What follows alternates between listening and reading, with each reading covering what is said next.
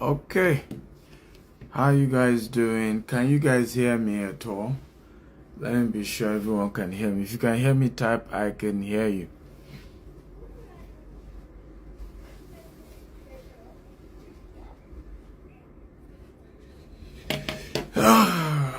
If you can hear me, type all is good.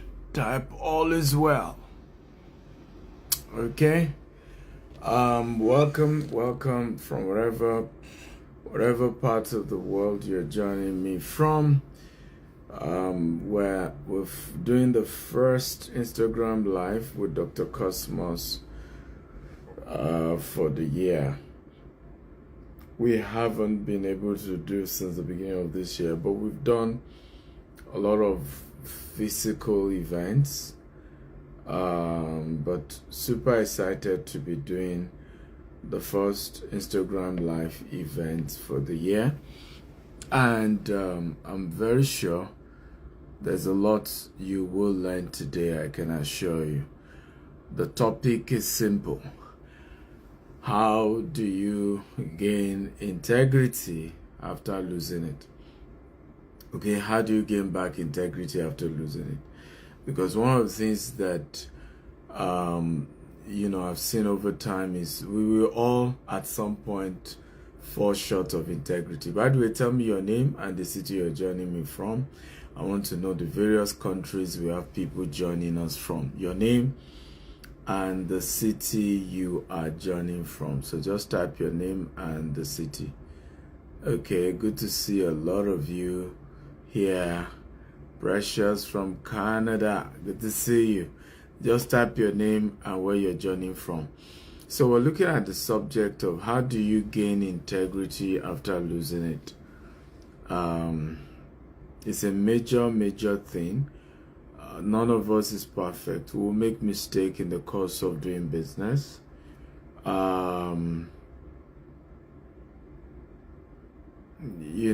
Just give me a second. I'm here.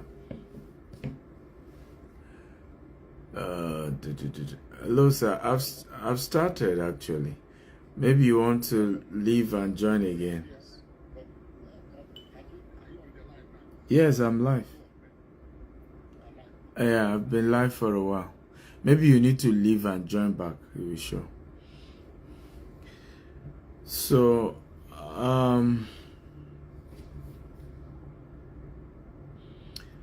basically, I can see a few people here. Me, Windy City. Where is Windy City? Samson from Atinsola, Bauchi. Wow, how's Bauchi today? Okay, where else do we have?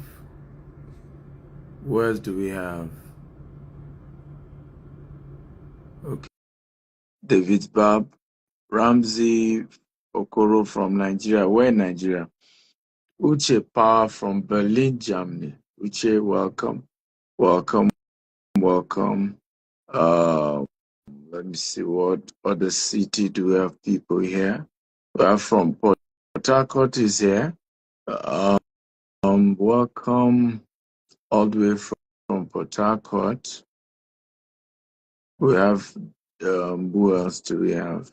So as you're joining, tell me your name and the city you're joining from, okay?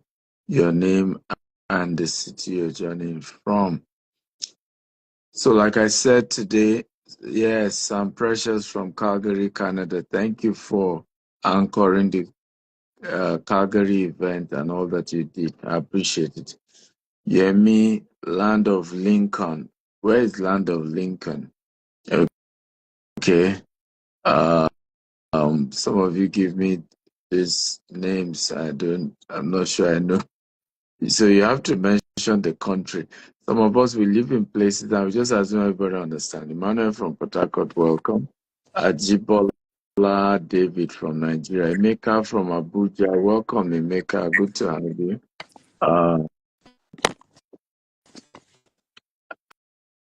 Hello, sir. You need to turn it the other way around. You need to turn the camera the other way. Perfect. Yeah, it's better now.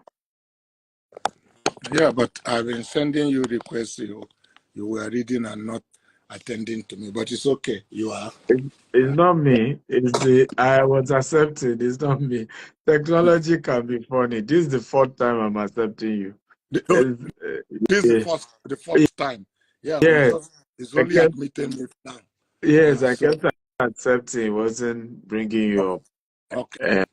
Uh, uh, I was welcome. thinking you got caught up with No, reading. no, not at all. Haven't been able to see me or consider it important to admit me. But it's okay. We are on. The conversation is about you. Welcome, sir. Good to have you. Good to be. Um, And so, guys, you're all welcome. Good to have you. As you're all joining, remember your name and the city you're joining from. Also, share this video and let's get more people to join. Daniel from Africa Resource Center for Ethics. Okay, Ethics Space. Welcome, Daniel. Okay, more as you're joining, share this link and let's get more people to join us. Okay, invite as many people as possible. We know that the notice was short. I think the notice was shared uh, few minutes ago, but hey, this is the day that works for Dr. Cosmos, so let's make it happen. And it's important to maximize it, okay? Festus from Lagos, Adebanjo from Port Harcourt. You're all welcome, welcome, welcome. Again, remember, share the link, get more people to join us in this conversation today. We're looking at the subject, very important, which is how do you gain integrity if you lose it, right? And it's a very, very important topic that we need to look into. A lot of times we do business, and for some reason, we lose credibility, we lose integrity. You make promises, and due to no fault of yours, you've lost it. But you and I know that to scale your business, just like the title of the book we co-authored, scaling business with integrity. You need integrity to scale business. So you lose integrity. How do you gain it back? That is what we are focusing on today. We'll also be taking as many questions as possible. We might have a surprise guest. He hasn't guaranteed, but he said we try and join. When my surprise guest join us, I will let you know as well. But we most likely have a surprise guest joining us. I don't want to mention who the surprise guest is until he comes. Okay.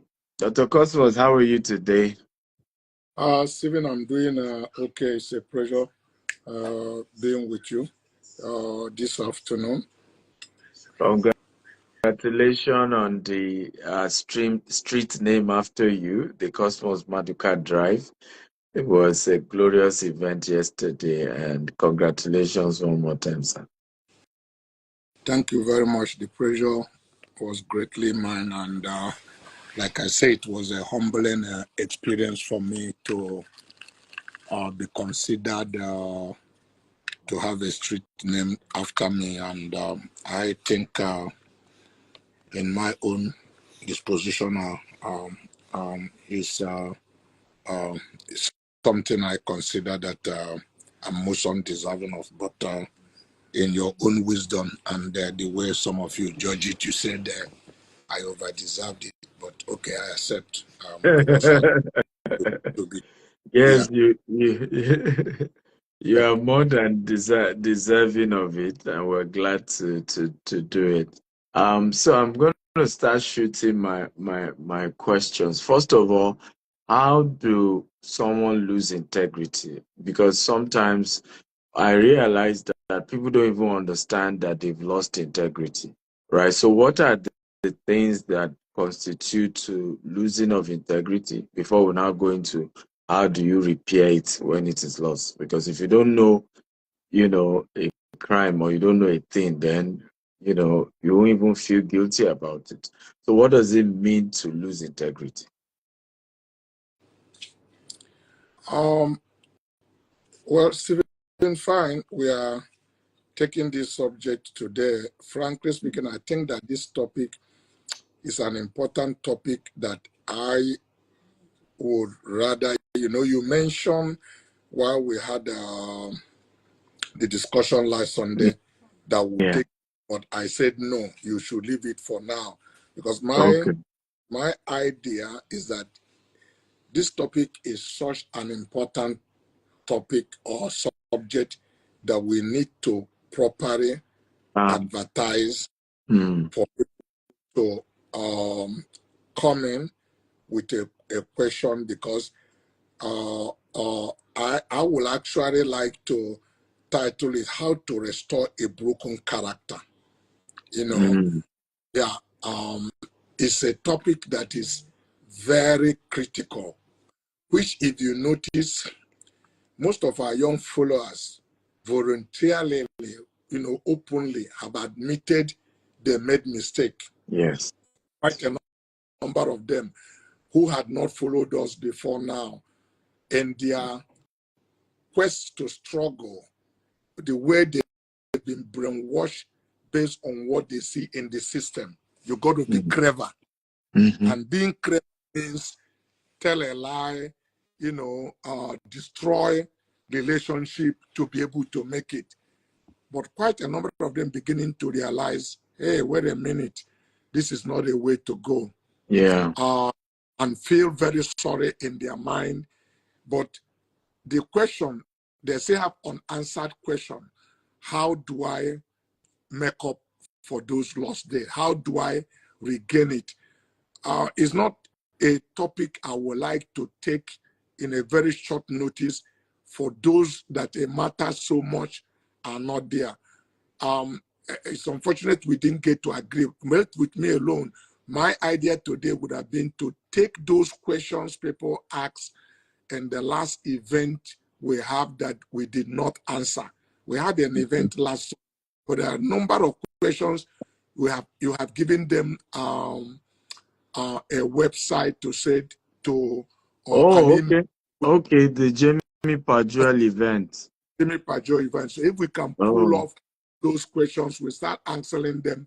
Whether the people are there or the other people that can benefit, they can always come back here. Yeah. But the subject of repairing broken character on integrity is something we need to advertise and create time to discuss, because it's a subject that is in the heart of many young men and women success in life, in business, and it would be appropriate that we give it the attention that it deserves and make sure that as many as possible who can call in are online to benefit from it. It's not something I would like to do just like on the spot of the moment, and we are not to catch the kind of audience that I think that it deserves or that I would like to be talking to. So we can start advertising it now that it is a subject to take in our next, whenever it will be. That is something when next we are going to do this podcast live, that is the subject that we are going to be dealing with. So for those who are interested, they should be looking out for it and prepare their questions if they have had such similar experience that they want to make good. If they haven't had, for those that have had, we will be able to take that subject and deal with it and give it the attention that it deserves. So that's will be my own position. Okay, that's fine. No problem. Though I think the organizers were not able to post the email address that day because we didn't really get those questions in. But let me see if I can even call Jamie. If there's another way he probably got those questions.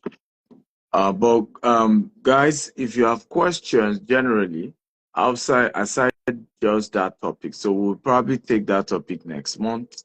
But if you have questions generally, please feel free to, there's a question section here. Feel free to add your question. You can type it. If you also want us to bring you up, we'll bring you up and be able to take your questions. Like we said, this monthly meeting, we apologize that we've not been able to do it this year. This is the first time we're doing this year. So we've done 2 or 3 things that we are saying people could take in exchange of it. Do book launch. Yeah. We had the book review by a special guest we're expecting today. We had the other topic. So we said they could substitute for it because we are unlimited in capacity, time, energy to be able to do this. So people that follow us must understand that it's not every month that we can truly be able to come here. There are some, if we do similar things, there are some of them that could substitute for it, and they can take it to be the same, because I require energy, require time, and for myself as an individual, my most scarce commodity today is that of time. So I have very limited time. So for anybody to think that we are that available, it takes a lot of sacrifice without one sounding trumpet for himself to be able to do this. As I speak to you now, it's under 30 minutes. I just came back from church for me to do this. I'm not taking a breakfast, but it's a program time that is available for both of us to be able to what we have to use to be able to do it. So people must appreciate that. So when we are not able to do it and have a substitute for it, they have to make do with it until the next time it's available. No problem. There's a question somebody privately asked me that day, even though we haven't gotten the ones that they were supposed to send via email, but I would like to push it to you. And it's a question about the fact that in the Nigerian ecosystem, what is the compensation advantage if you choose to do business without, bribe, without being clever or cutting corner? How do you, because some of them said, for somebody who is not into car business or necessarily dealing with multinationals that necessarily value those kind of things, how else can one still stay competitive in business? Because by choosing to go the right way, so you have cut off some people from doing business with you. Well, Stephen, we must be very clear that it's about value system. What are your values in life? You cannot eat your cake and get it back. If you stand for value, not to be corrupt or support corruption, you don't need a prophet to tell you it limits you in this country. It limits your growth.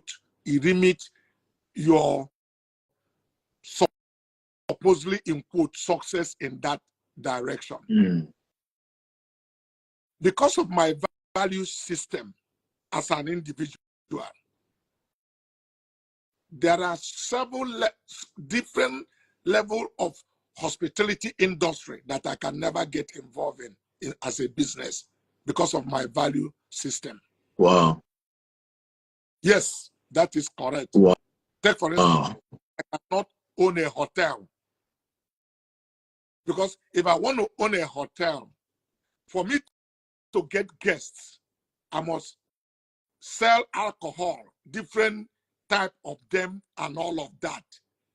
And it's my value system that I don't drink alcohol. I can't give people alcohol. I've been shotgun not to present alcohol. They didn't shoot me when I went to marry my wife because I didn't have money. It's that I refused to bring alcohol. true. So then now go and open a business that associate with it. So you can't ask how will the system compensate you. Bible said those who will live godly in Christ Jesus will suffer persecution. There are limited positions you have today, and take for instance in real estate business for bribery and corruption. Let's be very honest. The place you can be confronted with it is getting C of O. You meet a family that had a property, they are willing to sell to you. There's no competition of bribery and corruption there. Yeah. It's not getting you industry. If the deal, you pay them and you own the property, then you put your paper. If you're so willing to be patiently wait, you get your C of O. Frankly speaking, even from moral persuasion, you can get your C of O. The only way you can start cutting corner is if you want to say, please devalue my property. Don't value it for the correct value. So that I pay less. So the temptation on it is, what you know is that when you have certain value, it will make you exit certain businesses. Because you cannot compete in it. Yeah. Share with you. Several years ago, I used to be in the board with a gentleman who I know is really a perfect gentleman. And we got talking, and he was telling me his plans and idea to get involved in politics. And then I asked him, you, of all person, how are you going to go into business where people say whatever it takes? I said, this business you are getting into is a business of mafias, where people say whatever it takes. For the person I know you to be, unless you change that I'm not aware, if it takes presenting human head, are you part of the people who will play the game? He told me, I am determined to play in that game, but I will not play it based on the system and the way the people, the industry. I said, so how are you going to win? How are you going to be successful? He said, I will introduce a new system that people will begin to learn, to know, because to be able to run away from that industry means that lunatics will take over and decent people will run over. Get India, play by the rule, but hoping and believing somebody will get a muzzle pull and he will run ahead of him. Precisely. P2B, when he wanted to run for governorship of Anambra State, he was sitting in a board of Garden Express with me. And this time we are saying where people are saying we own the state, not that people own country, that state is supposed to be a private property. And I was telling him, I don't know you to be that ruthless as an individual. How do you want to get into this? But a determined individual with street smart sense told me we can't abandon getting involved because we have ended up allowing lunatic to be giving us a sense of direction and the route to go. And I say, good luck. For all intent and purpose, I never gave him money. I never supported him. And he won the election. He worked hard, tirelessly. Was impeached for doing the right thing. Because for the values he stood for, the industry, the people that rule in that industry do not believe in it. And it's not to go. The people like him, but the core politicians hate him because his lifestyle exposes them to maximum position that you can be decent and clean and provide leadership. So they hate him with passion. So, and my mind is that if this industry are industries of the mafia, where vote does not count, how are you going to play in it? He still convinced me that because some people stay away, that's why vote does not count, but that vote will count. He did it in Anambra State, and also pull capacity that nobody believed that he could pull. And if there were no greed, as we are told, we know what the result would have been in the last presidential election.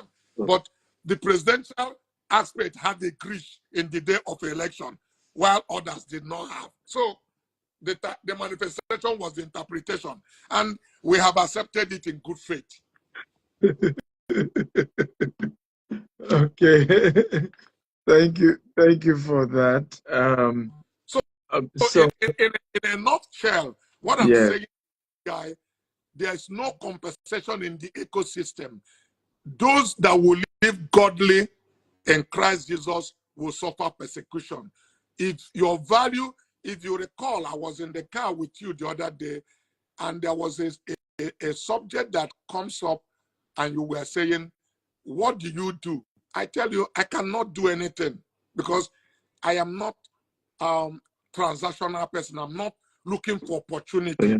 Otherwise, it will appear that I've just find opportunity to do that. I will take my time because what is going on does not support my value proposition. So being a Christian is not easy. If you believe in something, in fact, you never believed in anything until you are willing to die for it. Wow. Yes. Wow. Wow. You never believe in anything until you are willing to seal your testimony in blood over it. And true leaders of all time have sealed their testimony in blood to show this is what they believed. Wow. Wow. Yeah.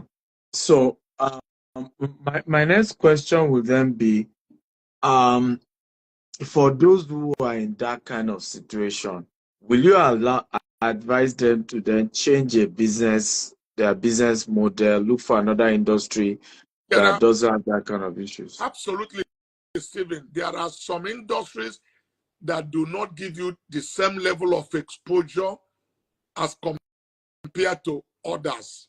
That is true. That is true. You listen to me. If you are making a sacrifice for your faith, you know you are not making it for a human being, you are making it for God. Do you know, even normal big corporations, there are people who is part of their company policy, and I can mention a name like USC. They will not do any transaction with government. Wow. It's a board policy.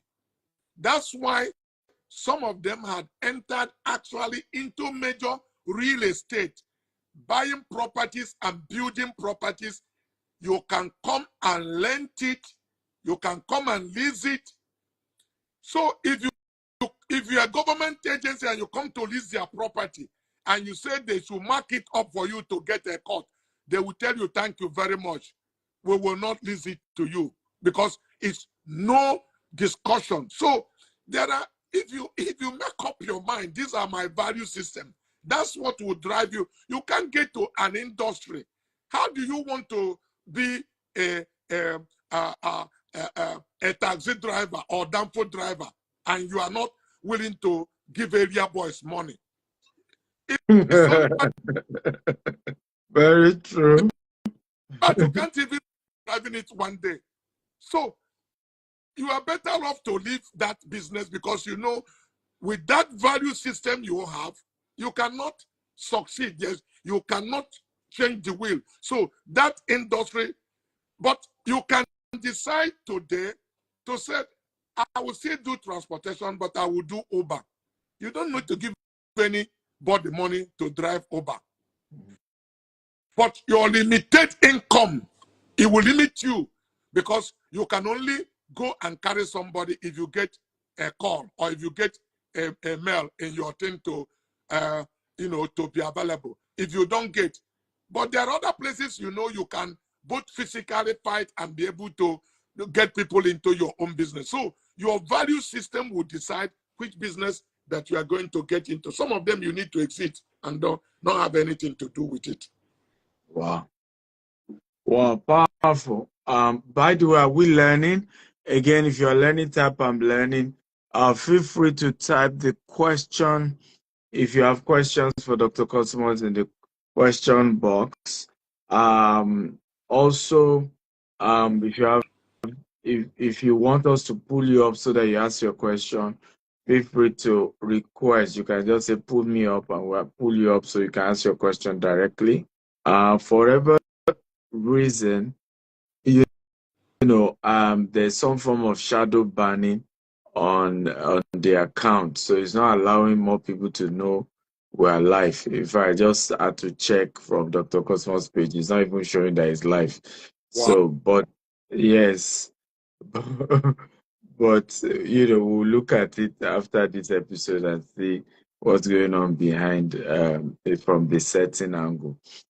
But what's important is please share this video, because the way shadow banning also works is once we share, it means maybe somebody has reported your page, or somebody has complained about your page, so they kind of reduce the visibility of the page.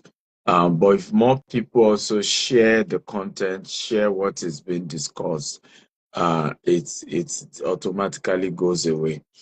But my next question will then be about people. Even hold your question, but don't lose your thought. Yeah. If you decide to be a teller, there are people who terroring is their industry. You don't have competition of bribing. You may not be gifted to be a terror, but there are people who have been teller, who are billionaires and millionaires and have made it in life. Very true.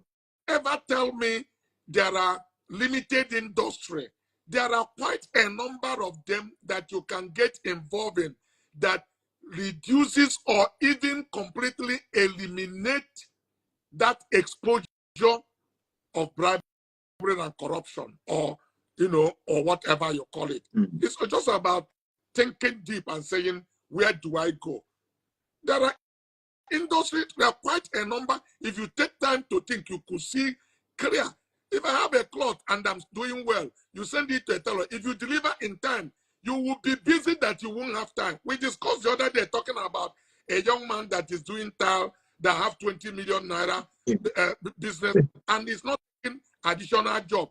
I also have a guy that I'm chasing every day to come and take a job. People are chasing for him, both from Ghana, from Cote d'Ivoire, a Nigerian guy doing furniture, because he does his job well. He knows his onion. So there could be a government job that he may get, and they said load it for 50 million. But otherwise, he had a private sector's job that are not asking him for anything, that he could do enough, that he's busy with his staff doing it because he shows competence in what he's doing. So and he can, if he doesn't have enough to even do a normal job, he has charge fee, and all he's driving him is integrity. Why do you think he has enough to go and compete for a job that will ask him to load invoice? Yeah, that's powerful. Come on, if you got value, type I got value, I got value. Come on, everyone. My next question, I hope I've not lost the stream of thoughts now. My next question is for young people who are career-based, and everybody is saying now your oga business, now your company. In other words, trying to tell the person to compromise in the name of this is not your father's business. This is, why are you trying to, be excessive in trying to protect the interest of the owners of the organization? Should you resign in such organization? How do you manage when a place becomes toxic because of your values, you wanting to stand by what is right, and you even likely they're almost threatening you to say, we will not switch the table around. I mean, we've seen people accused of stealing when actually what they were doing was prevent stealing, right? And they go and put something. I mean, the example is Joseph. Joseph was accused of sleeping with his or raping his boss wife, or attempting to rape his boss wife. Meanwhile, the real issue was that it was the boss wife who was after him. So when your integrity has now put you or is about to put you into trouble, particularly in a corporate setting or in a job setting or in a government parastatal setting, how do you navigate that kind of issue? Very simple, Stephen. Running away, in my opinion, is not the best way to approach life. You need to confront issues. If you follow the thought process of what I have shared, I am one of the person who, like I told you, I discussed with my fellow colleague that he's getting into industry that are very toxic based on the mindset of the people that is in it. That my own position that he should never start.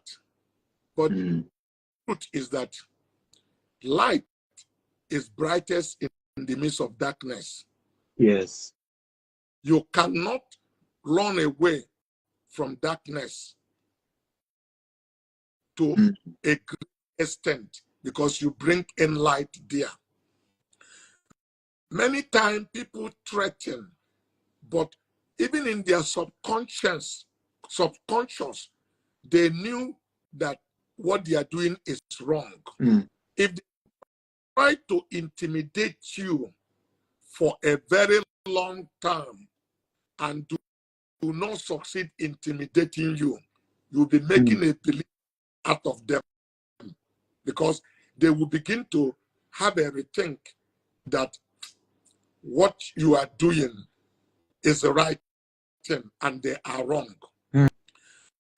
This is not to say that you can also find a very, very difficult situation. But born leaders, people who are really leaders, live by their conviction. And living by their conviction, if you get to read and know about Martin Luther King, people used to think the greatest message Martin Luther King praised was that title, I Have a Dream. No. One of his greatest message was a message preached in a Baptist church in the evening the day before he was executed. He said, this may be my last time of speaking because they don't want me out here, but I have to be here and I have to stand for what I believe. People pleaded with him and convinced him not to come out that very evening because of all the threatenings that he had had.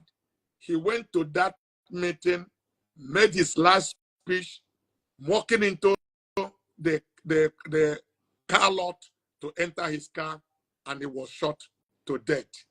But the message was delivered because believers in their convictions don't. It said, I'm already dead, even where he was speaking. Because it's not the fear of that. It's a man is so down to his conviction. If you are that convinced, you will stand there regardless. And that's what of the things I think this individual that I mentioned about before believed in, that he was convinced this was his call and he can make a difference. Those are the kind of people we are looking for in this country. Nothing is going to change until we find them. My con-ex also sealed his testimony in blood because he believed in his conviction and stood for it. Even though he was converted Islam, but he took Elijah Muhammad on for being supposedly to be the leader and fooling around with some other young girls. That was not brought about his execution. It was his fellow blacks that killed him. But he totally sold out to his belief in that they are the right thing and they will continue to do the right thing. He was also told not to go there. Under his wife's presence, pregnant to almost a point of death, they even throw shit and dead things in his room the night before that day. And people insisted to search everybody coming in. He said, we cannot subject our brethren to that kind of condition of search, which is a serious mistake his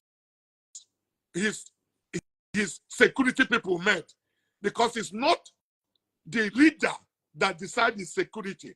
It is the security agent that decides the protection of the leader. You can't be a leader and decide your own security, because he compromised it. If the people were subjected to search, those people will not be able to allow to bring in gun into that place. But the truth is that when you are sold out to a cause, your life that's why I say you never believe anything until you are willing to die for it. Wow. Many of us claim we believe something because we have not been subjected to a threat position of our life. You will find quite a number who denounce whatever you said they believe when it has to do with death or life. But that's when you know this is what you believe or what you did not believe. Wow, that's powerful.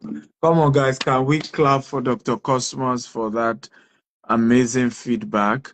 I have done zillion. By the way, if you have question, you see the comment section. Just go the question section, type your question there.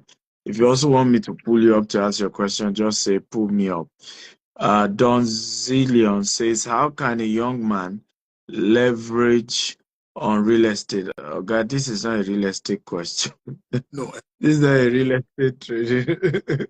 Yeah, but Stephen, you can take that. So to patronize him, since you are industry, don't deprive him about that. So take it.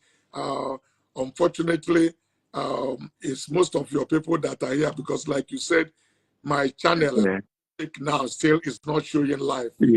I read what is going on between me and these people. This the second or third time this is happening. But it's okay. It's okay. We'll resolve it. So my advice, people always ask me, how do young people do real estate? Start as an agent. Particularly when you are doing businesses that are capital intensive and you are young and you don't have resources, start as a seller.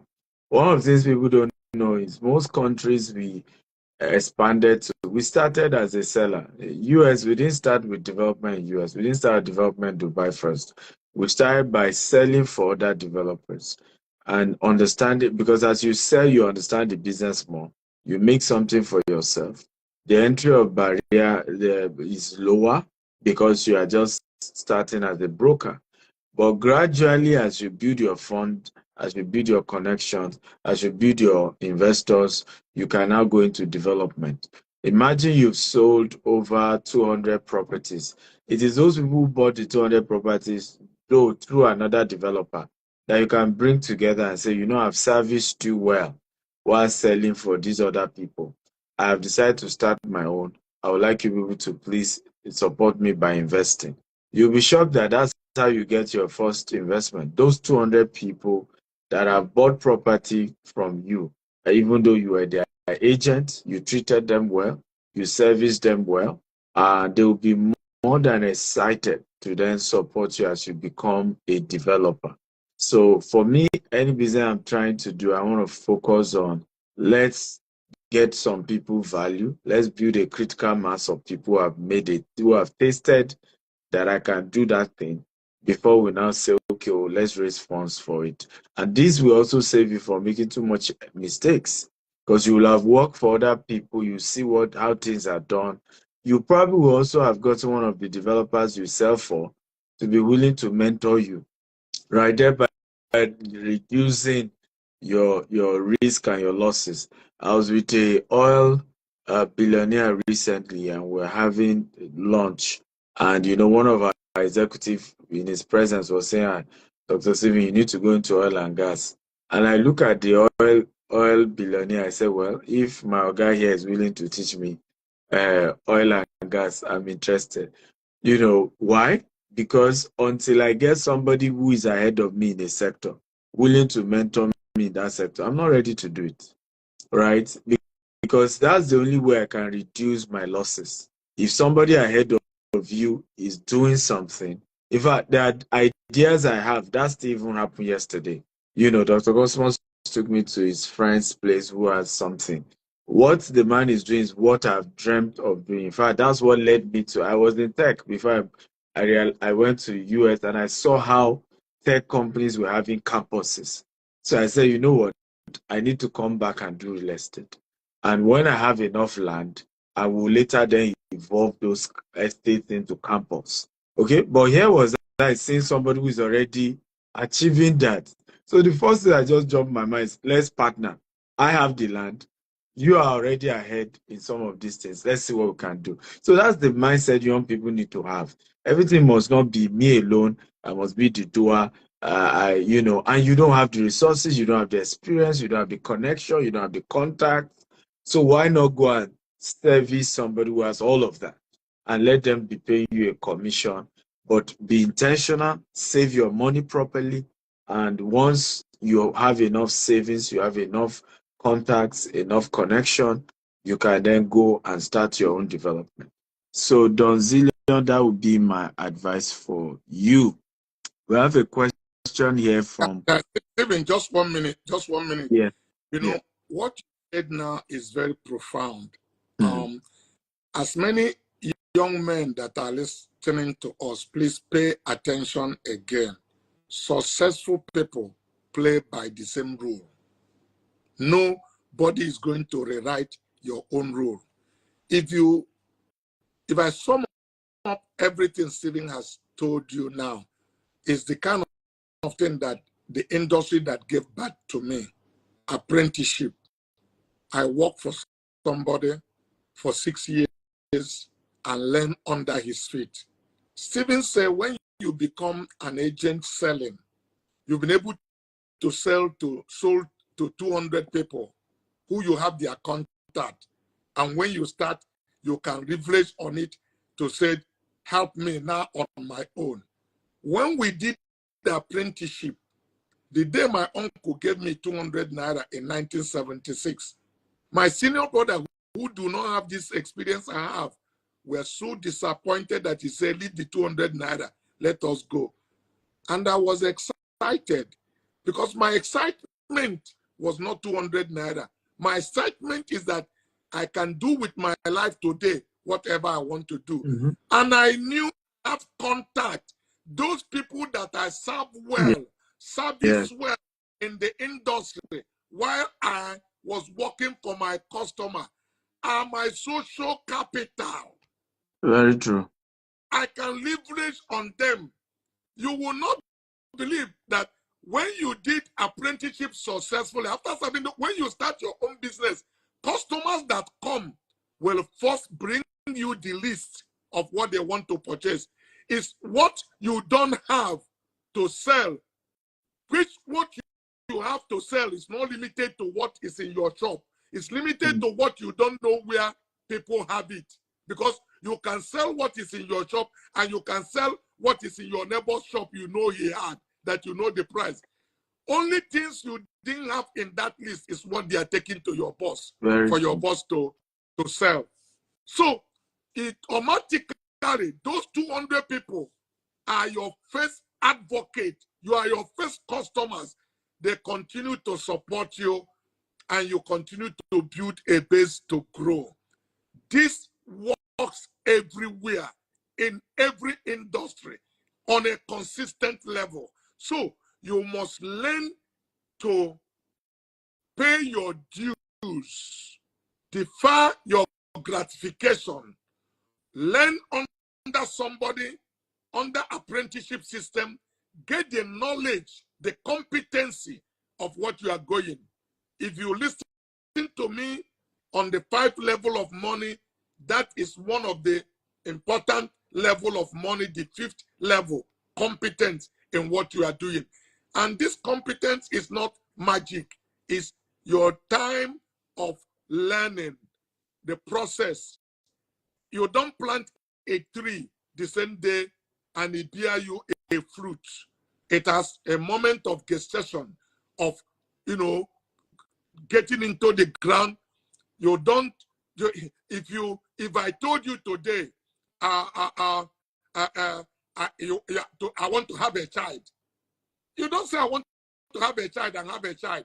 Okay, you're a potential father because you want to have a child, but the process is that you have to get married, you have to pregnant your wife, you have to wait 9 months for the baby to mature before you call a father. No two way about it. If you don't follow that process, then you can only adopt a baby, but you can never be a biological father. So that's it. You make up your mind in whatever you want to do. Either you want original seed or you want an hybrid one, which can produce a life for you but cannot be duplicated. Because anytime you hybrid any fruit or tree, it's useless. It only produces once, but there's no sustainability. The correct way about life is talking about sustainability, not short-term, not transactional. And if you are talking about sustainability, then you play by the rule. Powerful, powerful. Okay. We have a lot more questions here. Say, good day, sir. You put up a Rolls Royce challenge, JPI Saturday. When is the deadline? The deadline has since passed. Okay. So you should always take advantage of something on time. I don't know why we leave. You heard that thing since 2 weeks ago, and you did not take advantage of it, and asking for challenge 2 weeks later. Superlative CEO says, my question is on corporate governance. How does a growing company integrate corporate governance into business? And how do we get board members who can influence the positive growth of the company? Beautiful question. This is the kind of question I'm looking for. Very purposeful, driven question. Yeah. It, otherwise I can come behind it. But beautiful questions. Okay. Yeah. So, good question. I think that what you want to do, from my experience, is that a lot of people will not just jump on your business if you just immediately say they should become board members. They want to see track record. They want to, they want to see what you are doing, and at least be able to be sure that they can put their name. Because once their name is attached, if anything goes bad, people will call them out, and they don't want that. So what you may want to start with are consultants. You definitely should have like an HR consultant, you have accounting consultant, tax and account, you have different consultants that are helping to support your full-time staff in different areas. You can turn them to a board, right, where you meet on a regular basis, review each of these issues, right? While you then invest in building relationship with the people you want to be on your board. For example, some people it will take them 3 years or 4 years or 5 years before they can, of knowing you, right? Before they can agree to come on your board. So while you are waiting and you can't leave your business for 3 years without corporate governance. So while you are building relationship with these high net worth people you want on your board, you can use consultants to augment that corporate governance process. There are also friends there are also people they may not be as high, because part of what you want when you set up a board at particularly for a younger business, is that the name. I remember the story of a woman who started an NGO, and she was always going to get funding. All the various agencies, nobody was willing to fund, from Guinness to MTN to all of them. And then at some point, she got Mrs. Awushika to agree to share her board. In fact, she said she didn't even know when, but Mrs. Awushika told her, said, redo your letterhead and put my name, Ibukun Awushika, chair. She said she then went back to those same people. To her surprise, everybody sponsored. So it was shocking that, okay, I didn't even understand. She was just even trying to bring her, not necessarily thinking that would then open the doors for people to start sponsoring her event, because she was into helping people. It was an after school graduate program for people after you graduate, courses you can do to help you position you for better jobs. So she then need companies to be able to sponsor those programs. But by that, it opened doors. So, but my point is, Ms. Arushika wouldn't just wake up and put her name on that kind of company. It must have taken her years to have built that relationship with Ms. Arushika. Dr. Cosmas will not just put his name as a board. You must have taken you years to build your relationship with him. Even myself, I won't just put my name on your board. I have to study you for a while. I have to even understand your business. I have to be involved. I have to see and understand that, okay, there's something real here before. So while you're waiting for that, leverage on existing relationship you've had. Like I said, they may not be as effective as you want in some areas, but leverage them. Use consultants. But more importantly, you yourself running the business, you also have to be very, very firm yourself. First of all, be the corporate governance on yourself. What you are telling others not to do, don't do it, right? Live by example, because you are the best example for the organization. Make sure your own family, for example, I've seen people whose family members can take anything from the business without paying, but they are complaining that staff are bringing their own family members to come and defraud the company or to do things in a way. So in GTEx, for example, even if you are my sibling and you want a job, I send you to the HR, and I've always told the HR is only if the person qualified, right? So that way, everybody else who work in the company cannot bring their cousin, bring their nephew, you see now, without due process, and just put them in GTEx to start working. Because even me, the founder, right, I've subjected myself to a rule to say, even my own relative, they want job, they apply properly, including contracts. You apply. If I've been to a site where I saw somebody I knew in university days who was doing some work for us, how did you get here? He said, I know you. I know if I come directly to you, you will not keep me. So I just went straight to the people in charge and I got the job. So those are also part of, because if you claim everybody should help you put the right governance in place and you are not willing to obey those things and lead by example, then it's useless. So let's have Dr. Cosmos input. Absolutely correct what you said, Stephen. The young man should know, if you do not know, when a financial of a company is prepared, go and read it. Said the board is responsible. That's why if something go wrong in organization, the first port of call is the board. Is the board, yes. Who jump at being a board member without understanding the responsibility that goes with it is a heavy responsibility. So don't join any board until you are convinced of the credibility of the management of that organization, because you will be exposing your whole entire life and what you stood for. Who have really done damage to their credibility and profile by joining a wrong. And there is a big scandal of things unethical that are happening in that place, because the board are the people that set the direction, and then the management goes for execution. So the advice of starting with consultants is one of them. The second thing is, you as the operator, are you willing, are you deeply sincere, willing to submit to your board?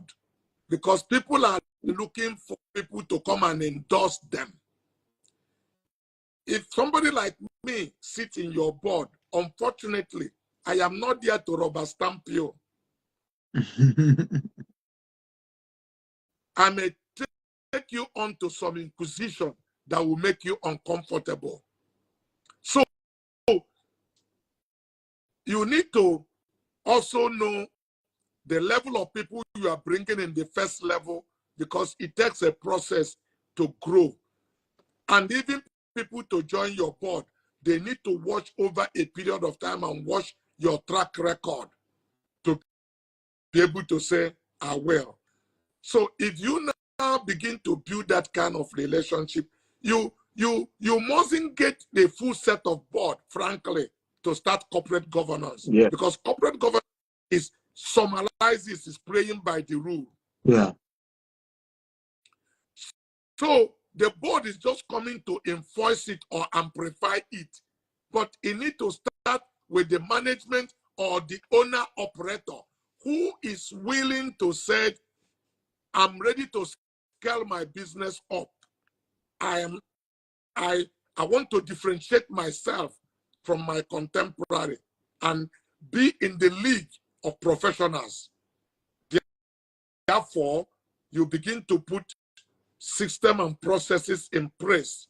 You know, what is required that can stand the test of time, both locally and international, in any way in terms of corporate governance and running your organization. So then the board comes, supervise it, and make sure that all of those things are in place. You are already on the right track, and they make sure they re-echo it every time that you are following all of those system and processes. That's how it works. It starts with you as the owner manager. Not so many self-made people are willing to submit with it, because for them, these things will not get you fast to where you want to be. But the truth is that cutting corner is the longest route to get to where you want to be. If you be institutional organization that will stand test of time and be relevant in time, the earlier you institute corporate governance in your business, the better is your actually beginning of the progress you want to make. Thank you so much. So I also will add that you can start with an advisory board, right?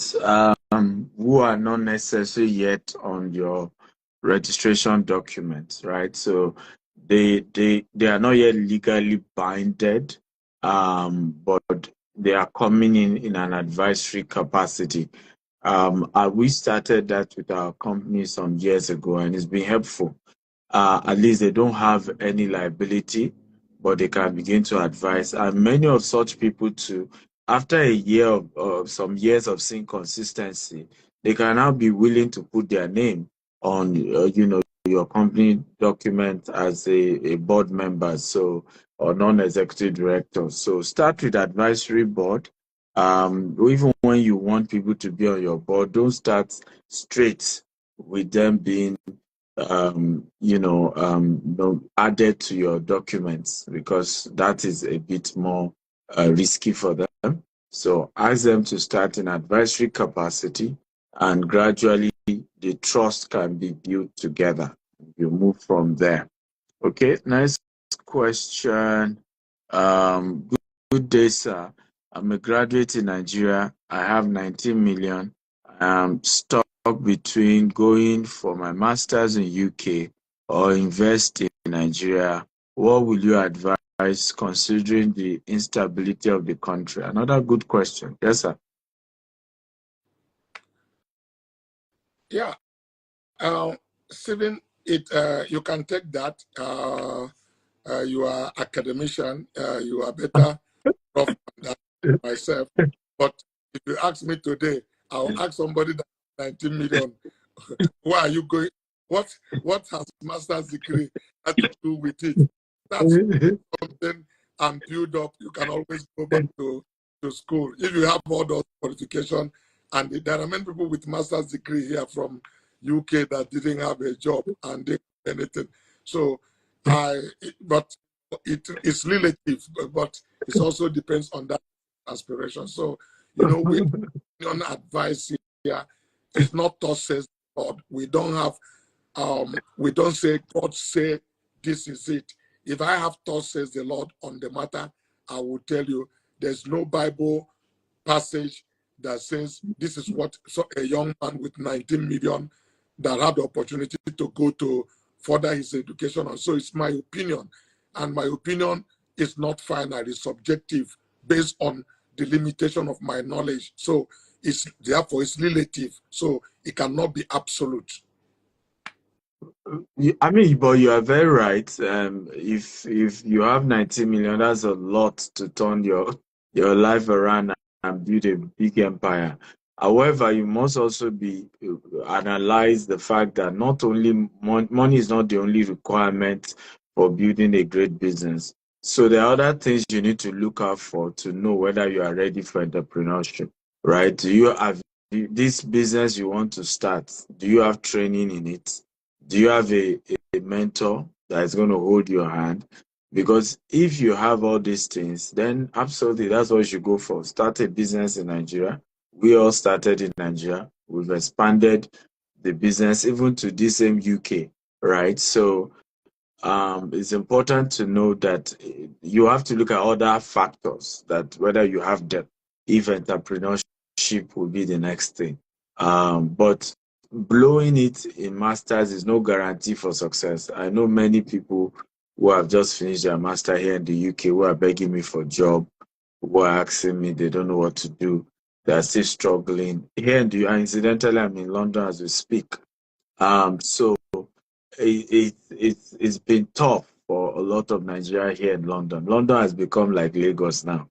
You can, in some parts of London, you can come and say, hello, Abawoni, and they will say, they will literally speak Nigerian language to you. The volume of Nigerian in the UK now is something else. So, and the system is not that easy too. And here you miss your rent, you are gone. You miss your car, it's gone. You miss your mortgage, it's gone. So it's a tougher environment. However, you are the one that know whether you are ready for entrepreneurship or not. It is you. We can answer that question. But if you know you are ready for entrepreneurship, then go.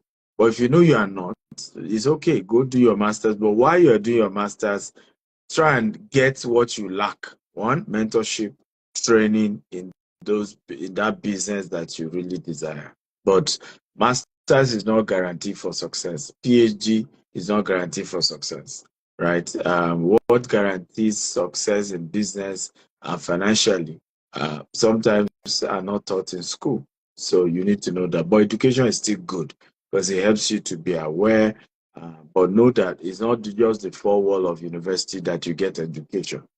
So that will be, I hope we answered you anyway, or you got what you want. House of Trends NG. And I'm beginning to like you guys' question now, gradually. It's a good evening, sir. I'm a benefactor from the JPI National Youth Convention. That's so that's the event we spoke 2 Saturdays ago. So I have a challenge in transport model of my fast food delivery company in a student environment. What should I do? Okay, so I think what he's trying to say is that he has a logistic company. They deliver food, but I think his company operates in a university environment, but is having challenges with it. So what's your recommendation? Well, my recommendation is very simple. The challenge is also subjective because it's not well stated. Maybe he need a more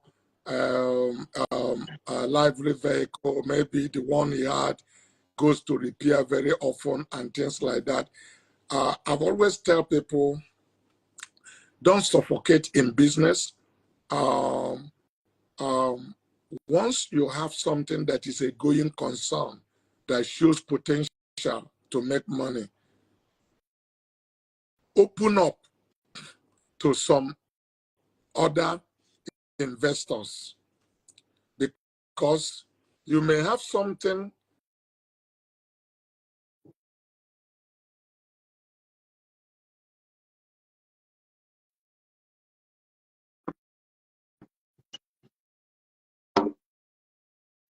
We're not hearing you, sir.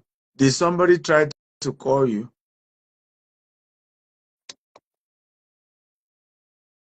Hello, Dr. Cosmas.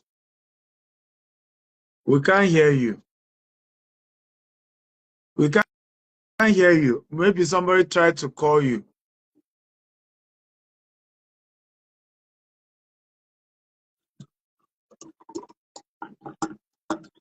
We can't hear you. Can you guys hear me? Let me know. Can you guys hear me? Or can you hear Dr. Cosmas? No, Okay, no. I noticed there was a phone call. Okay, This we can lady. hear you now. Yeah. There was a phone call coming in that disrupted my call. I didn't even know where you stopped hearing me. I think it's at the beginning. We stopped hearing at the beginning. Okay, You were just so about okay. yes. Simply, I'm saying any business that is, I'm saying the young man just say he has transportation challenge. It's an ambiguous word because the challenge may be he need to buy a new vehicle. The vehicle he had, is overstretched or it's not enough. So, but sum it up, he needs maybe an injection of capital to get a more modern vehicle or to have additional freight. And what I'm saying is that any business you take on that is a going concern, that you can successfully prove to people the potential of it in the last 1 year or two of what you have done, you have some, result to show in what you have done. You can attract investor, somebody to bring in money. Many times we suffocate because we want to hold things only on our own and we are not willing to open up. Yeah. We don't want anybody to share in our knowledge or our secrets. We said, I find this thing. You just ask people, loan me money, loan me money. The person is loaning you money. Tell him be part of what I'm doing. I have a good idea that can make us money. People is a much better way than even going to bank to go and borrow money. Get somebody to share in your risk, but also share in your profit. But that will even give you an insight to know whether what you are doing makes sense or not. Because if you call me to put an investment in the business you are running and show me that that business will deliver only 8% income for me in a year, where I know that the bank rate of lending money today is 28, 32%, I will help you to say, do you really understand what you are doing? Couldn't you do this better than what you are doing? Are you really getting the value for your money to see whether you are even pricing your product appropriately, or that the level of the competition, because it's not every business you can get into. There are people who didn't go to school, who don't understand value for money. So every capital they have is like they dug it from the sand. They never consider cost of funding in the business they are doing. Yeah. Is that the kind of business you want to get into? Then you have to manufacture money or you have to win a lottery, because the people in that industry concern is only turnover. They have no value. They don't place value for the money they have in doing that business. And if you want to remain in that industry, your knowledge will never grow. You will be underutilizing your capital every time, because that is the industry where you belong. So these are all the information you will get by asking people to bring investment into the business, because the person will slay it based on what he already knew and tell you, you can give me this your money, I'll give you a better return, and you have sleep, no need to struggle, and it's a much guarantee something, or help you to really begin to say there could be something better that I can do. So my own position is simply, it depends. If you analyze what this challenge is, which I have summarized, it's either you need additional freight or you need, there are a lot of people who tell me they are in a sachet water business. Frankly speaking, everything up they are doing, they are wasting time. Absolutely, It's a waste of time. it's a waste of time. So nobody can invest in that industry, and you yourself that is in it, you are waste, because the people that is in that industry don't do the calculation you are doing. So how are you going to be competitive? So there are businesses you should exit and know what is the future in it on the wrong run.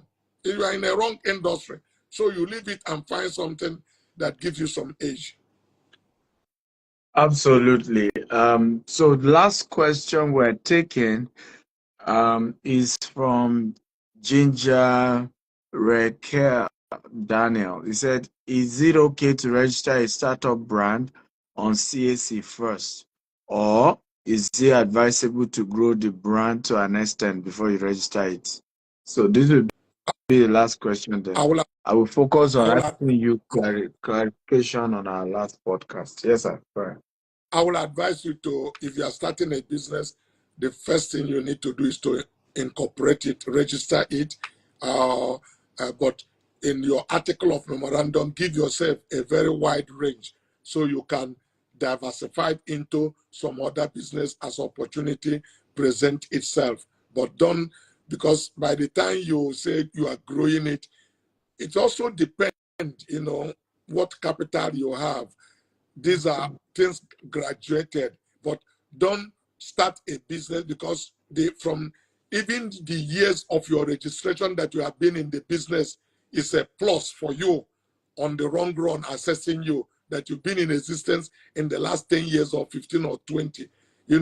Whether you are crawling for the first 3 years or walking, by the time you start walking or running by the 10th year, that 9th year, it's a different thing. If I'm telling you I've been in business for over 50 years and you are telling me you started your company 16 years ago, somebody must give me benefit of that I have some experience much better than you, having been in the industry for 50 years. So there are certain things people take for granted. Once I mentioned I've been in the business in the last 5 decades compared to you, who is just having a 10 years experience.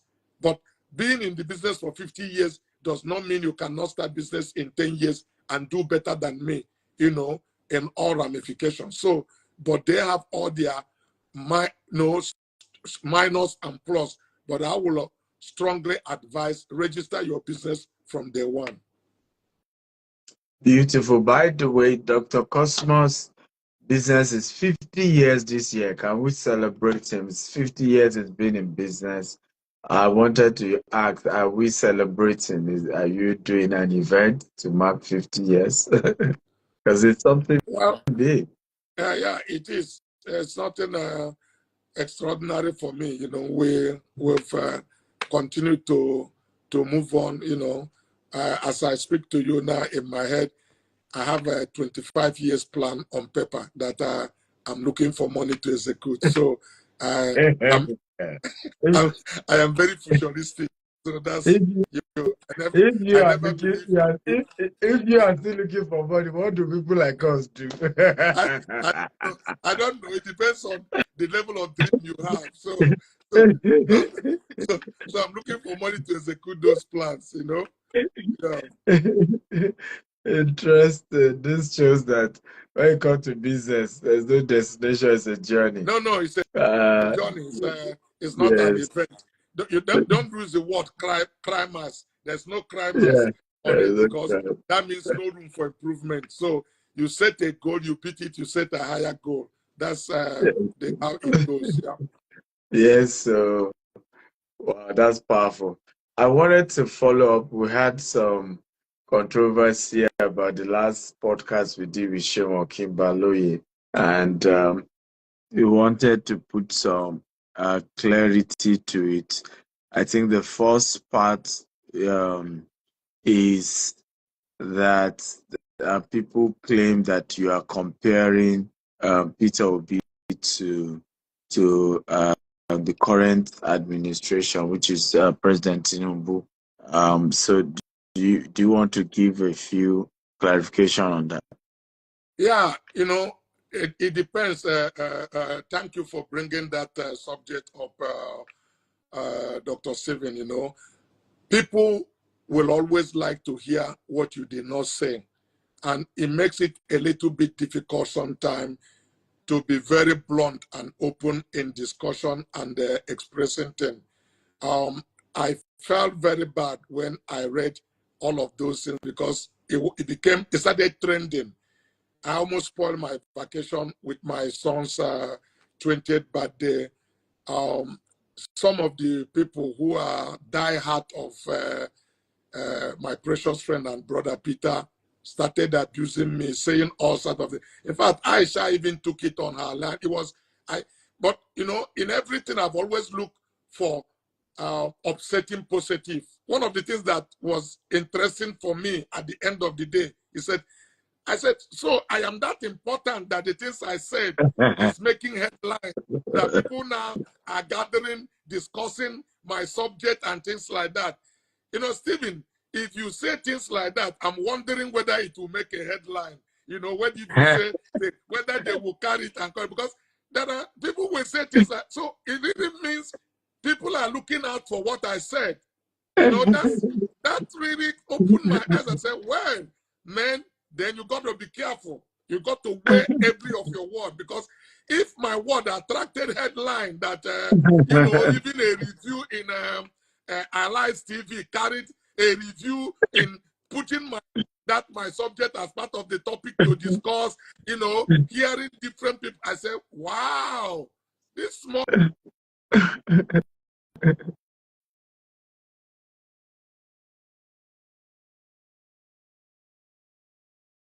Hello, sir. Are you there? I just somebody tried to call you again. We can't hear you again.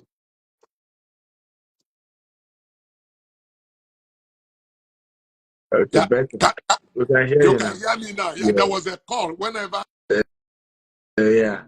We probably should get you an iPad or something that we not nobody can call on that place. Okay, so go ahead, sir. You said you were surprised that it generated that level of buzz. Calls that were coming in, and it's cut off now, so you can hear me. Yes, So we can.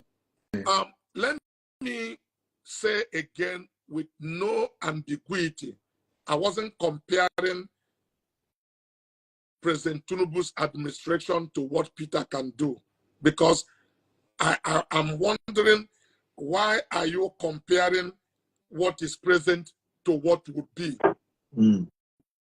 I know Peter on one-to-one. I have dealt with Peter as an individual. Both of us sat in a board of an institution that I am a major shareholder for years. And I have had a personal interaction with him as a person. All of the people that spoke and abused me and said things, maybe they don't know Peter 1% with utmost respect to what I know him to be. Yeah. I went to see Peter in the office when he was governor of Anambra State. A man who knew I own 72% of a financial institution, and he owned 10% of that institution. And we were in his office, in our government office. They took the light off, and Peter refused to stand generator because it was on Saturday. I said, Oga, we are feeling hot here, and they put on the generator. He said 500 kVA for me and you. Please, let's go to the hotel. That is how shrewd in financial management Peter is. Yeah. I cannot compare Peter with anybody in this country. If he has comparison, it's me. Both of us think alike. We go to Abuja. If I go to Nikon Hotel, they tell me a room is 230,000 or 200. One night, I told them I sleep in my car. The following day, it's how many hours of sleep? 6 hours. It's only people like Stephen that can put me in the room, and without telling me the room of the course. If you tell me you put me in a suit, the sleep will disappear from my eyes. But we can dash somebody 100 million. We can give somebody $2 million or $3 million to put in his business, but we can't spend that money on ourselves. So Peter is in a different pedestal.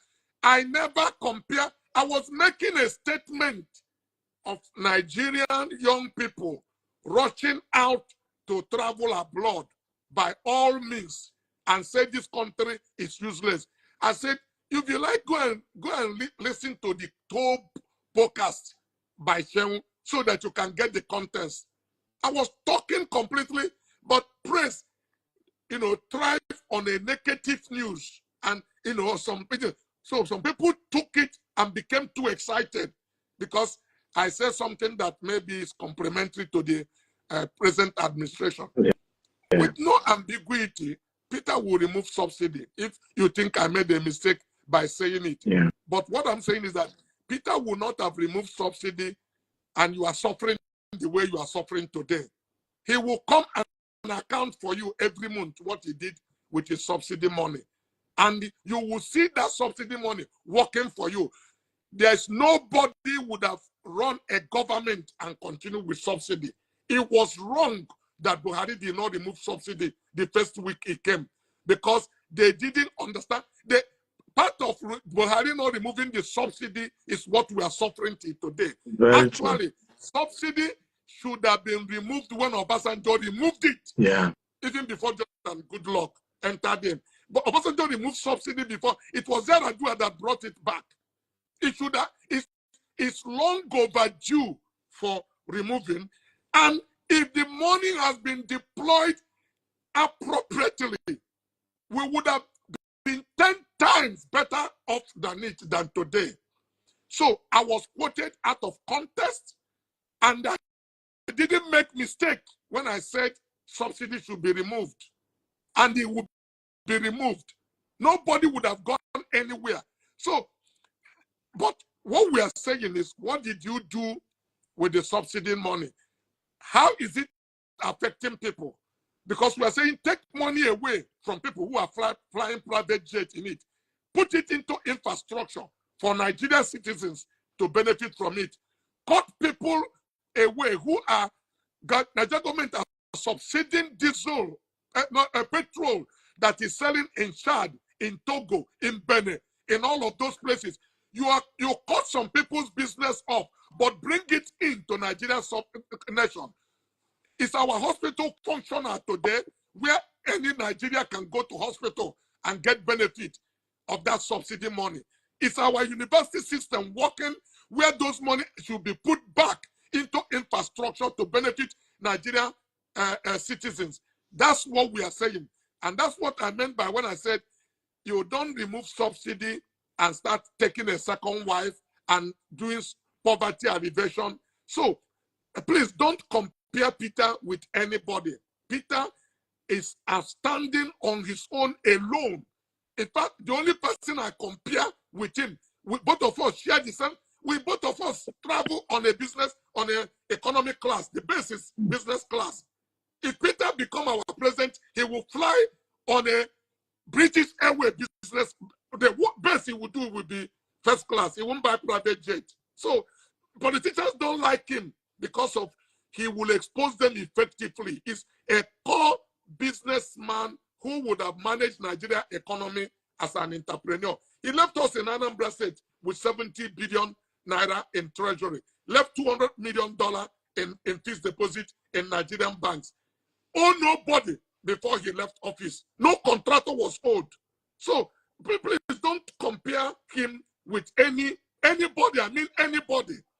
It's a thoroughly business administrator who would have bring that nation into our own thing. So let's leave that so that I just don't know why I dabble into it. But at that, it was a totally misconception. I was not comparing the two. And I don't get involved in politics, and I'm just being dragged into something. I'm telling young Nigerians, don't lose hope in our country. Yeah. Don't say the country is useless. Yes. It's a wrong statement, because anything you cause can never bless you. Yeah. Just say it could be better. When a man or a woman lose hope, they submit to suicide. I've seen Nigeria entering canoe to be able to leave this country, dying inside the sea. It's as good as you are committing suicide, because you have lost hope in the country. And I'm saying, don't do that. That was the encouragement I was giving young people, and it was totally misconstrued. I hope I left myself with no ambiguity in this clarification that I've made. Well, thank you for this. We will cut this and post it separately so that more people can watch it and understand the context. Again, for purpose of clarity, that interview did not even, Sheun did not even ask the question of compare Peter it was a conversation of encouraging young people to say don't give up. That if Peter had been president, he would have also removed subsidies. So there would have been some level of hardship we all will have experienced. So let young people look forward to a greater tomorrow, not give up, have hope. That was the conversation. It wasn't a thing of, oh, this person will do this or this person. No comparison. Better than the other person. No, nothing at all. No comparison. I was funny enough, I was on that same podcast. When it started going viral, I was like, wait, I don't understand. I also want to ask this question. I will first make my own clarification and then I'll have Dr. Cosmos, because it also went viral as well. That you must have 3-bedroom, is it 3-bedroom or 4-bedroom apartment? Yes, I also saw it. People before you send can it to me also. before you can get married. Went viral. Yes, yeah. Those are the two viral statements. I would say, first of all, I think what we're trying to say is that don't try and get married, without having your own apartment. That was the context of the conversation. The 3-bedroom Dr. Cosmos was talking about, mind you, he wasn't even in Lagos. So yeah. I don't think Dr. Cosmos got married in Lagos. No, it's in right? Anambra State. So a 3-bedroom in Anambra is not the same as 3-bedroom in Lagos. So you need to understand the context. When I got married, I also got married to a 3-bedroom, but I had to move to Songwater. My office was in Ikeja, opposite Computer Village, but it was a 1-room office, and it was 3 times the cost of my 3-bedroom apartment in Songwater. Sure. So I moved to Songo. I was living in Songo, and my wife met me in my 3-bedroom. But I intentionally picked that place because with small money, I'll get a bigger space, and she can come in. And as we have our children, there's enough space. Okay, and it wasn't in my parents' house. So what we were trying to clarify there, Dr. Cosmas also says his own part, was to say be financially stable to a point that at least you have your own rented apartment. Okay, you have a source of income so that your wife will have something to eat.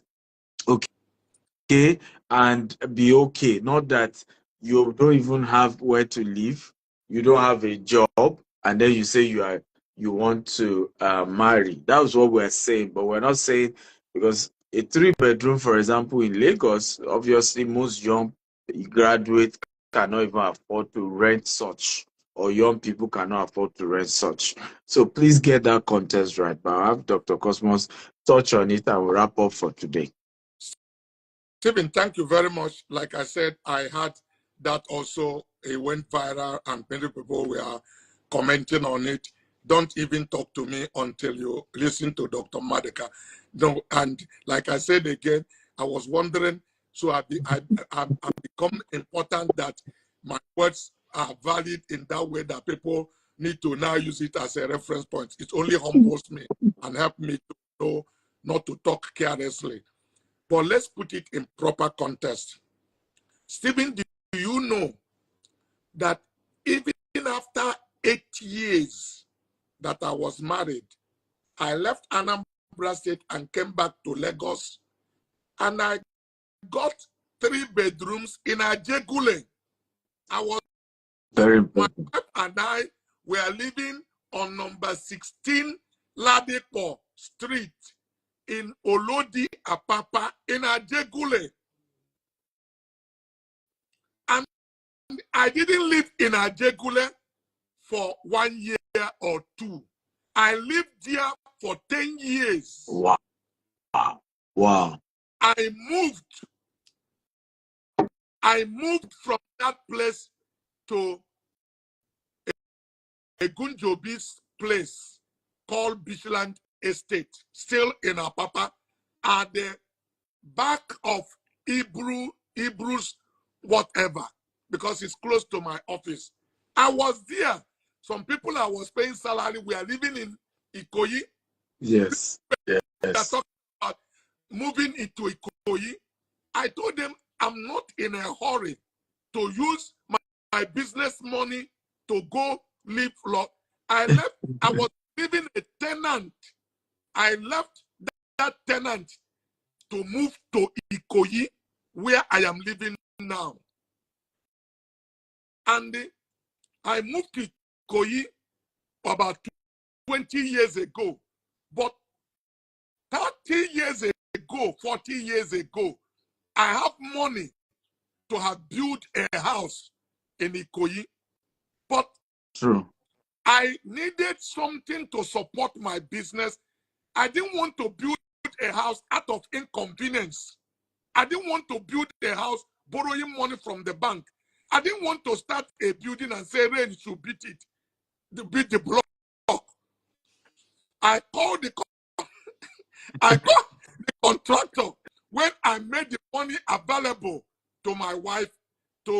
I got involved in designing the building, and my wife sat down with the contractor and they decided it. The building started and finished exactly the way it is before we moved in there. Let me explain. If I'm coming from the Bible perspective, we have examples. Abraham got Eliezer under an oath that is going to get him a handmaid from his kindred, means a fellow believer, people who are not idol worshippers, who share the same value and principle. Eliezer went to get Isaac a wife. And when he met Rebecca, before then he had prayed that God's favor would be with him. And when he eventually explained to the family of Rebecca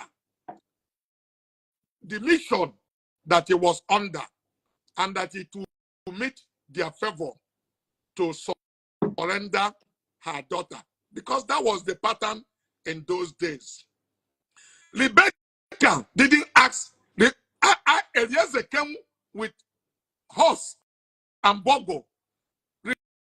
Rebecca did not subject years to Inquisition, did this guy you are talking to me, do he have BMW? How many bedrooms did he have or three? The parents said, let's ask the lad. And the question is, will you go with him? The lady didn't begin to say, he never explained to me, or he said, yes, I will go. Of course, he is being married to a priest. Remember that after Abraham died, that his father, after Sarah died, Abraham married a lady called Keturah and has 7 children by that woman that he married. And Abraham gave every one of them a gift and sent them away. Only Isaac he allowed to stay in the home because Isaac inherited Abraham. Everything Abraham had was Isaac. Let me make this point very clear. Yes, a wife can support her husband. What I'm saying, in the modern day and time, qualification for marrying a brother is not the amount of tongue that he can speak. Many of us has played very real importance in having something doing. It wealthy, that's why we have today in churches where people have divorced 2 or 3 times and they are deacon or deaconesses in church. The level of divorce we have today, wealthy people still have problem in their marriage. Finance is one of the greatest things that break marriage. Finance issue. Yes. So it's not something to be taken for granted. What I told you my wife did is not about my 3-bedroom. My wife asked me, where are you taking me? And I shared my vision. By 20, we will be here. By 21, we will be here. By 22, we will be here. And she held my left hand and said, we do it together. What I'm saying is, marry a young man with a vision. Ask him, where are you taking me to? Share your visions with me. What plan do you have? It's not what he can do alone. The reason why you need to share your vision to your girlfriend or your spouse is that in future, during your discouragement moment, yes, he will remind you. Prophet, he begin to prophesy into your life. Yeah. Did you say God told you you will do this? Go for it, you will do it. But if he never shared anything with you, it become a hopeless situation for you because there was nothing at all you are looking forward to. True. Don't be too excited and asking the wrong question. Do you love me? Wrong question. Ask him, where are we going? And what does that mean? Share your vision with me. Any lady that is waiting for a self-made something, you will never be a greater part of it if you are not part of making it. True. Very true. My wife is my partner in marriage, but partner in life. That the company we incorporated, Coscharis, is Cosmas and Charity. It is from Cos that the Charis in the Cos is my wife's name. That's many people are hearing Coscharis. They still didn't know the code, the meaning behind it. People thought she wasn't, that I have 3 bedrooms did not make me, because I said I have 3 bedrooms, but I was driving motorbike. I have 3 bedrooms because I have plans for my life, because I want to get married. I do not take a lady to my mother's place. So people should not take the things out of context. Means I am a purposeful, driven individual and that I have plans for my life. But I didn't have 50,000. If I want to put it clear, when I married my wife, I did not have 50,000. My total capital is not 50,000 in my time of that time. But I once asked her what was her attraction to me, because her parents, his uncle shot me because he thought she made misjudgment. Actually said I cast a spell on her because they think it was totally misfit. I couldn't put my tenses together. How many of you are willing to marry a young man that cannot speak good English? That time, I used cutlass to cut English. Then they say. That was how it is. But my wife is a visionary lady who, by that time, without me even telling her that degree, success is not a degree, she could see that this is a futuristic, successful man. Yeah. So she took a risk on me because she told me she was fascinated by my, first of all, is that I'm very articulated individual. My is and was not matching. I dressed decently enough that I was appealing to her, and she felt she could be part of this, especially after I shared where I wanted to be in life. That's why I said, outside of the baptism of the Holy Spirit, there's no better gift God can give a man than a good wife. Very true. No man can go far and successful without a good wife. Solomon said, out of 1,000 men, you can find one good man. But out of 1,000 women, you may not find one. And the bad woman will be a water in your blood. Many people are experiencing hell here on earth because they have a wrong wife. So marriage is not because you kiss the lady has a pointed nose. You need to marry character. You need to pray that God give you the right woman. Outside of the baptism of the Holy Spirit, there's no better gift God can give to you than a good wife. So please, because this determines your entire life. It's not something Bible says you should not be entered into unadvisedly. It's not something you do at first sight and excitement. It's something you really need to pray and be sure you have thoughts the word of the Lord over it. Still, you can take a step of chance in faith, trusting God. Because people like me don't believe in divorce. If you leave your wife or husband, you stay without a wife for the rest of your life. If you marry, the Bible, you can't misinterpret it. If a woman remarried after he had his first husband, she's living in adultery, and the man married him is also living in adultery. So let's keep the Bible straight. So marriage is not one thing you should not jump at if you don't understand what it is. Can you divorce? Yes, but stay single. That's my own. So if it's as difficult as that, Paul will say, quickly reconcile with your wife, because you have wife, you have a living husband. You can't have another wife. And many ladies don't like me also saying that.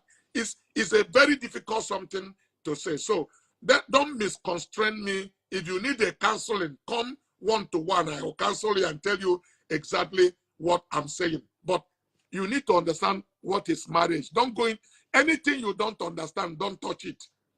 The purpose of life is why. If you don't understand many people, have you heard about child abuse? If you don't understand about child, don't have a child. Have you heard about husband or wife abuse? If you don't understand it, leave marriage alone. If you don't understand, there is purpose for everything. God never made any. If you don't understand purpose, and purpose is why. If you don't understand purpose, leave that thing alone. God created cocaine. Cocaine is important. And people will say, Dr. Monica said we should take drugs. No. If you go to hospital now and they are trying to give you toothache, what they give you there is cocaine. That injection you have is something that numbs that teeth, but it is in a proportion to give you that. That's why if you use things out of its contents, it becomes drug abuse. When you don't know purpose for anything, you abuse that thing. So what you first to know is purpose to be able to make progress in life. I hope I address this matter in a most appropriate way. Wow. We've done 2 hours, guys. We wish we can continue, but we have to stop here. Again, I hope those two subjects that are misconstrued are clarified. We'll try and cut out these 2 clips and put it out there. I'm very sure it will still go viral, but we hope, because I can't guarantee that even when people still hear this, they will still agree, because I know how social media works. Find a way to put across each other, like the way my friend, the other one, and this, so that if the person listen to this, he should listen to the second one. Cut 2 of them together for those who are listening to get the clarification. But those who are not interested will never even want to hear. They will come with Exactly. program.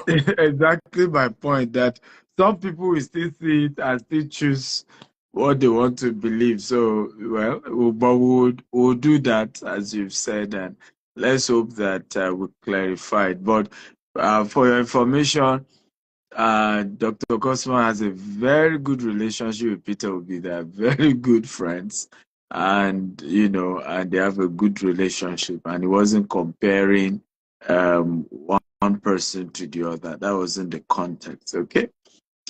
Thank you, everybody. Dr. Cosmos, thank you once again for sharing and willing to always educate. We appreciate you.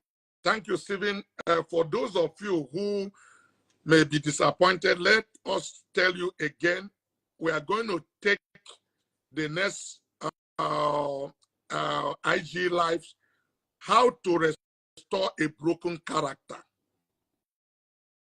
So spread the news, because what date are you proposing, sir? we will look at it. I don't have my diary here, because it's important we focus on it, because only 2% of leaders have fall and come back effectively, survive their mistake. This is one of the major problems in leadership, how to fall effectively. The problem is that we have to learn how to fall also, not just how to succeed. We just have to learn what to do when we fail. We have to learn how to fall, how to get up, because only 2% survive it.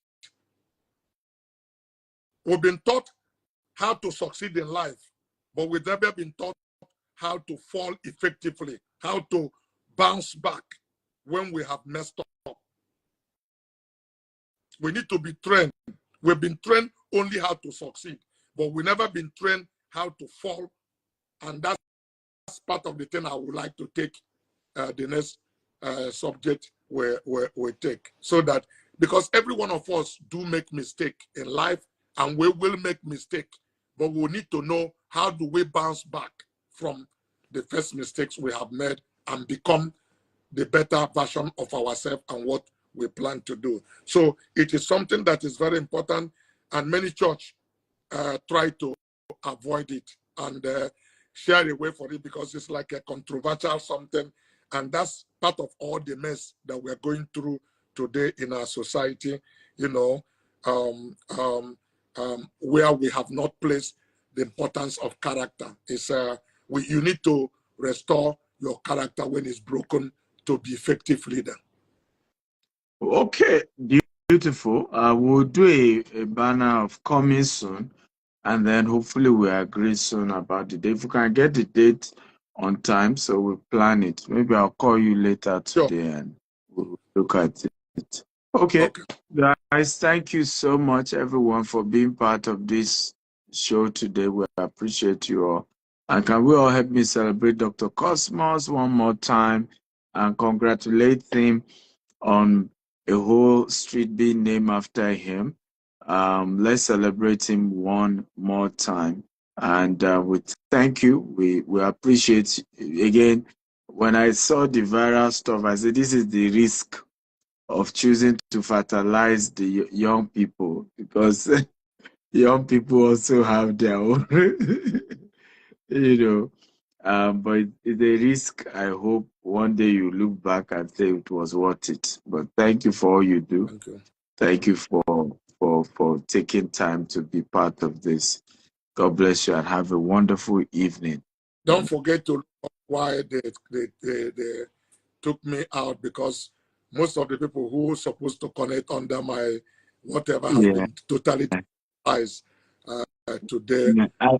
I would say it's not connected with the with the viral comment, because it's connected. It I've could. experienced it before too. Okay. So I know why. But if that one is normal, after a while it wears out, so we'll be fine. Okay. Yes. Yes, sir. Take care. Bye bye, sir. Bless